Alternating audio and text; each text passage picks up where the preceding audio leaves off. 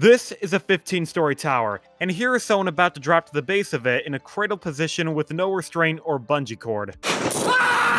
Don't worry though, there's a giant net below to catch him at around the 20-foot mark, but for 130 feet, it's pure free fall. There's nothing to slow him down, nothing to hold on to, just letting gravity take over, and of course praying that the net is still below. But moving on, this adrenaline-inducing activity is called Scad diving. Scad meaning suspended catch air device, henceforth, you know, the giant net catching you.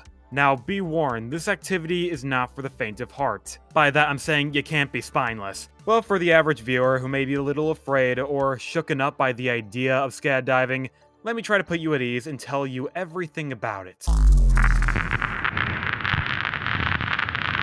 Let me start off by talking about nothing but a net at Zero Gravity Amusement Park in Dallas, Texas. One, because it's a standard Scad tower. I already said the height, it's between 15 and 16 stories, between 150 and 160 feet. And I also picked this one because this used to be the last place to do Scad diving in America. But as of summer 2021, Zero Gravity closed down. No kidding, the landlord sold off the park, auctioned off all the attractions for scrap, so now there is no place left to do amateur Scad diving in the US. If you're questioning why I'm saying amateur Scad diving, it's because the activity has been known to be taken to the extreme, but I assume most people don't have the resources to get to this level. But getting back on track for why there are so few Scad towers and why America has none left, it's because of two main contributors. One is from a financial and logistic standpoint, of how Scad towers are just not practical to build. The other reason is, unfortunately, liability.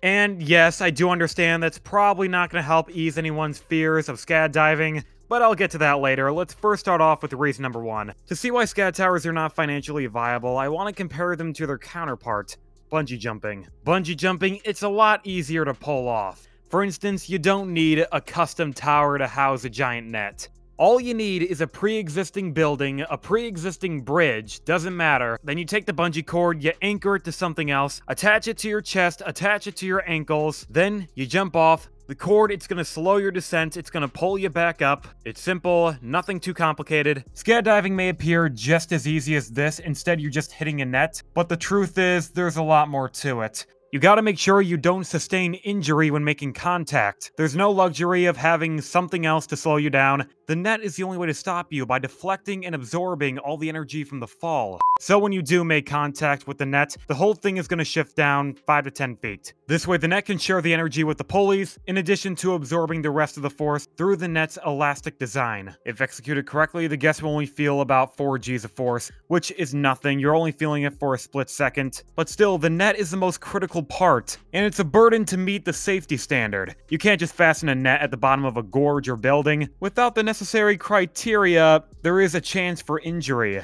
But anyway, when it comes down to it, Scad towers are not the most popular thing to invest in. Think about it this way, are you more willing to invest in a cord or invest in a tower? You're probably gonna go with the cord, even if Scad towers have somewhat been seen to go down in price over time. Just looking at how the models have changed, there are now variants where there's an elevator lift that brings you up to a catwalk, you travel across, they hook you up to a winch at the center of the tower. Other variants include the Model ST, where they revoked the elevator lift altogether. Instead, it's a stair setup, making it a lot easier for the guest to get to the top. There was another variant called Model ST2, which is a dual staircase. I honestly don't see the upgrade. They say it's for better capacity, but it's still one Scad tower with one net in the center, so how does it work? Does each stair level, like, trade off?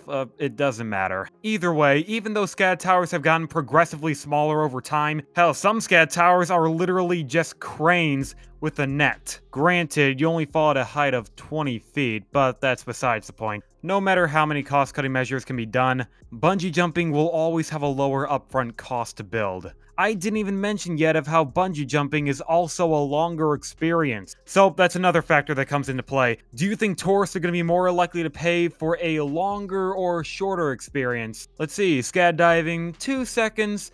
Bungee jumping, about 30. When you weigh the pros and cons, it's no wonder why Scad diving is so scarce. Remember, this is only the financial reason. Let's get into the liability issue. As you may recall, the net has to do more than just catch a person. The guest has to walk off unscathed. Well, unfortunately, some Scad towers weren't that effective in doing this. And yes, I did say some, because there was more than one accident. Oh boy. By limiting the accidents only to America, I found 2 cases of injury and 1 case of death. And I'm not gonna sugarcoat the death case, it was brutal. It happened at Extreme World in Wisconsin Dells. The accident involved a 12-year-old girl who fell at the 100-foot mark, but the net wasn't ready, it was still laying on the ground. So when she pulled the ripcord, nothing could break her fall. The article I found on this 12-year-old doesn't outright say that she died, they just kind of imply it. But seeing as how she had 10 spinal fractures and 1 in her skull, I don't think she was able to survive a 100-foot fall with nothing to cushion the impact. Don't worry though, the other 2 accidents aren't this severe. They took place nearly a decade before this one, in 2002 and 2003. The 2002 accident involved a 13-year-old boy at an Orlando fair. Now the details for this one is a little more murky. There's no explicit information on how it happened, but when he hit the net, he broke his leg and got some bruises. My guess is he may have landed in a weird way. There's a reason you go in that cradle position. This way the impact force is evenly distributed throughout your body, instead of just one particular spot. Besides that, he was fine, just a broken bone. The 2003 accident was more or less the same. It took place at another fair, this time in California, and involved a 30-year-old woman. What happened was the net was too close to the ground. It wasn't like the situation with Wisconsin Dells. It just wasn't at the proper height. Now, I couldn't find any specific injuries, but apparently she walked out of the hospital the same day, so it couldn't have been too bad. Still, events like these, they stifled Scad towers. Even if they could be justified, it didn't matter. Like Wisconsin Dells, that's clearly the employee's fault. The person was already 100 feet, and the net wasn't set up already.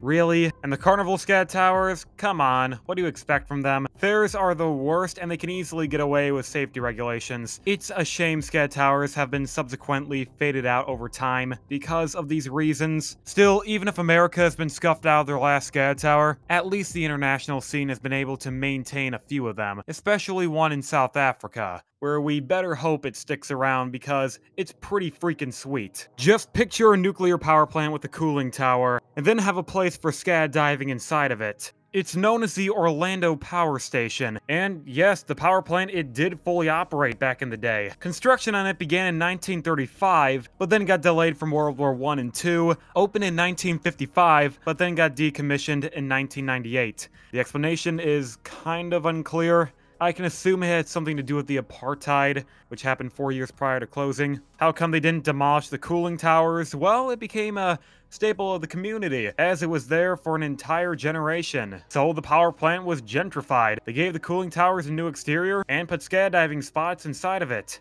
The cooling towers are 33 stories. There's no exact height on the skydiving, but I'd imagine it's probably 27 stories. Regardless, Orlando Freefall is something that can't be beat. Sure, Scad towers, they may have been removed one by one over time, but an experience like this can definitely hold its own. If I had the choice, I'd maybe do this over bungee jumping, even the one that's located between the 2 towers. Yep, that's another thing you can do here, but I would probably still choose Scad.